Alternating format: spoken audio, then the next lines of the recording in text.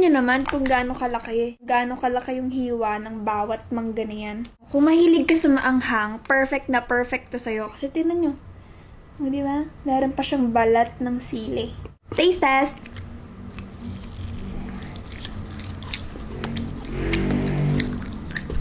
Di ba? Naninipa yung anghang niya.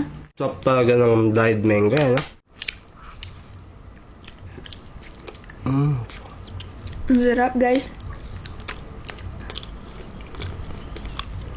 Kaya hindi kami naubusan ng stock ng ganito eh. Kasi gusto namin lagi may kinakain yung bibig namin. Tapos guys, pag bumili ka ng isang ganito, meron siyang kasama na 100 grams na dried mango. Andito lang guys, yung link.